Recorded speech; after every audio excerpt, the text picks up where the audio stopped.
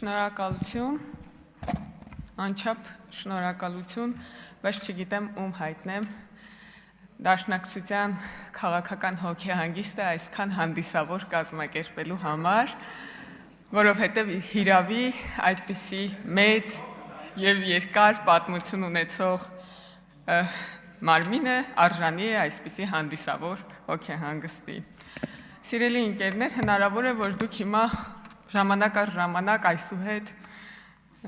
Անդր Շիրիմյան աղաղակներ լսեք, մի անհանգստացեք, դա Դաշնակցությունն է քաղաքական հանդերձյալ աշխարհից ուզում վերադառնալ քաղաքական ակտուալ կյանք եւ ոչ մի կերպ չի հաջողում։ Իսկ թե երբ արձանագրվեց այդ իրողությունը, կասեմ մի փոքր անց։ Բայց մինչև մի քանի ելույթի անդրադառնամ ցույց տալու համար, որքան ոչ արդիական է։ Իհարկե ես կարող եի այս անեկդոտը վերջացնել այնտեղ, որ ասեի Դաշնակցությունը պաշտպանում է սահմանադրական կարգը։ Դա արդեն իսկ ամբողջությամբ կարտահայտեր է մարազմը, այն աբսուրդը, որ տեղի էր ունենում այսօր այս դահլիճում, բայց կվերադառնամ մի քանի արձանագրումների։ Տիկին Լիլիթ Գալստյանը մեղադրելով պարոն Հակոբյանին քաղաքական խոսքի մեջ, ասեց, եթե չեք ընդունում, որ այն նախադասությունը, որ մենք ներկայացրել ենք քաղաքական է, ապա ինչպես կմեկնաբանեք, մոտավորապես են վերարտադրում, որ դուք ասում եկեղեցու մասին գնահատական եք հնչեցրել։ Եվ ավելացում է, սա ակնհայտ քաղաքական խոսույթ է։ Պարոն Աղաջանյան, ձեր հարցի պատասխանն է։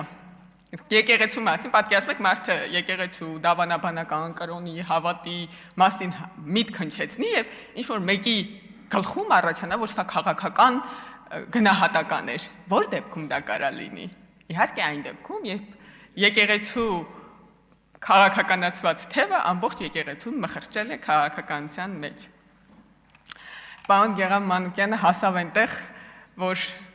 խոսքի ազատությունն ու գաղափարների բազմազանությունը հանգեցրեց 004 շրջափերականին։ Ասում եմ, մեր գաղափարների բազմազանության կոնտեքստում ենք մենք տենց մտքեր ասում, նես չի, որ դա մեր Հայաստանի ինքնիշխանությունը այդպես զոհելը մեր ընդհանուր գաղափարական կիսն է, ուղղակի մենք այդպես բազմազան ենք, դրա համար է տենց ստացվել։ Ինչ տեղի ունեցավ հետո։ Հետո եկավ պարոն Մինասյանը։ Կհիշեք, մեզ Դաշնակցությունը ասում էր, որ չի կարելի դատել հոգևորականներին, չի կարելի դատել մտավորականներին, չի կարելի դատել հայ կնոջը, չի կարելի դատել մի խոսքով։ Ինչ որ մարդկանց խմբերի չի կարելի դատել։ Գիտեք, այսօր ուր հասավ պարոն Մինասյանը իր խոսքում։ Ասեց, Հայաստանի բանտերում հայեր են նստած։ Պարոն Արտվիկ Մինասյանը, Ժորժ ջան, հայը հային կդատի։ Ասենք ոչ կարելի է հային նստեցնի բանտ։ Չի կարելի դատել հայերին, Ժողովուրդ ջան, հայերը ընդդատյա չպիտի լինեն։ Համաձայն եք։ Շնորհակալություն։ Տիկին Վարդանյանը ասում է, դուք ասում է, ուզում եք մեզ ճնշել, այն պարագայում, երբ որ միթե որևէ քաղաքացի կամ սուբյեկտ իր իրավունքները չի կարող պաշտպանել իրավական գործիքներով, այսինքն հիմա իրանք իրանց դաշնակցական իրավունքները իրավական գործիքներով պաշտպանում են, մենք էլ տենց դեմ ենք դրան։ Այս այն դեպքում, երբ որ օրինակ սրբազաններից մեկը, Գևորգ Սրբազանը դիմել էր դատարան իր իրավունքները խախտվելու կապակցությամբ, էլի տենց վազեվազ եկան, ասին ընդդատյա չի, եկեք օրենքին չանդրադառնանք, այդտեղ սուրբ բան է կատարվում, այնտեղ այն մյուս տեղը սուրբ չի, էլի բան են անում։ Սրբի ու ոչ սրբի իրավիճակների են բաժանում, բայց տիկին Քրիստինե Վարդանյանը ավելի հետաքրքիր բան ասեց, պարոն Եղոյան, չէ, Արման Եղոյան, եթե չեմ սխալվում, ասեց, եթե մենք լինեինք իշխանության, Հակոբ Մովսեսը չէր կարողանա այդպես խոսել, թե չէր խոսի այդպես։ Մի անհանգստացեք, սիրելի արգելի դաշնակցականներ, դուք չեք լինի իշխանության։ Եվ դա ոչ թե նրա պատճառով է, որ ինչ-որ մեկը ձեզ կխանգարի, դուք ամեն ինչ արել եք դրա համար։ Ոնց որ այս օրը պետք է պատմության գրքում գրվի, թե ոնց չի կարելի զբաղվել քաղաքականությամբ։ Երբ ես արձանագրեցի Դաշնակցության քաղաքական մահը, ուրեմն ինչ էր տեղի ունեցել, մի երկու օր առաջ, կհիշեք, Հայաստանը Միացյալ Նահանգների հետ սկսել էր ռազմական համագործակցություն։ Հայաստանը հասանելիություն էր ստացել Միացյալ Նահանգների միջուկային խաղաղ տեխնոլոգիաներին աշխարհի 51-րդ երկիրներ այդ առումով դարձել։ Հայաստան 4 միլիարդ դրամի ներդրում էր բերել ունենալու արհեստական բանականության ոլորտում։ Հայաստանին թույլատրվել էր գնել միկրոչիպեր Միացյալ Նահանգներից, որ եզակի երկրների այդ տեխնոլոգիաները հասանելի։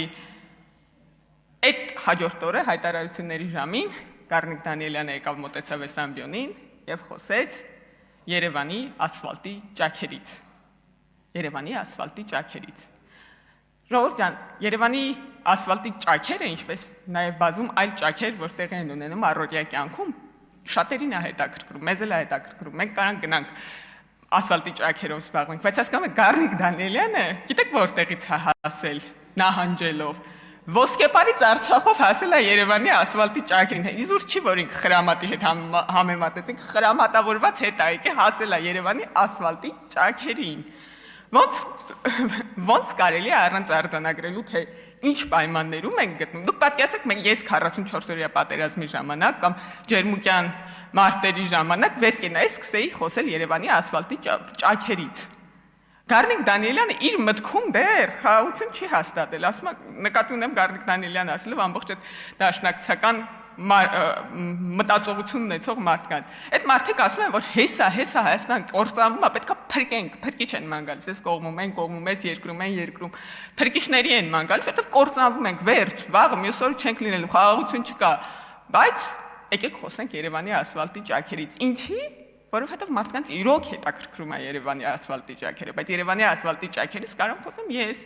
ձեզանից յուրաքանչյուրը, մենք կարող խոսենք դրանից, որովհետև մենք արձանագրել ենք, որ խաղաղությունը եկել է, խաղաղություն է հաստատված Հայաստանում եւ կան այո բազմաթիվ ճաքեր առօրյական կյանքում, որոնց մասին կարելի է մտածել եւ հոգ տանել։ Այն երրորդ հանրապետության կոնֆլիկտի տրամաբանության միջից գալ եւ Երևանի ասֆալտի ճաքերից խոսալը զավեշտալ վիճակում է դնում պարոն Դանիելյանին եւ իհարկե մնացած ճաքերից խոսացող մարդկանց։ Իհարկե Երևանի ասֆալտի ճաքերը շատ կարեւոր են եւ մենք այդ ճաքերը կնորոգենք, ջանք չենք խնայի դա հնարավորինս արագ անել, բայց դաշնակցության քաղաքական գաղափարախոսության ճաքերը ինձ թվում է այլևս ոչ ոք չի կարող նորոգել։ Շնորհակալություն։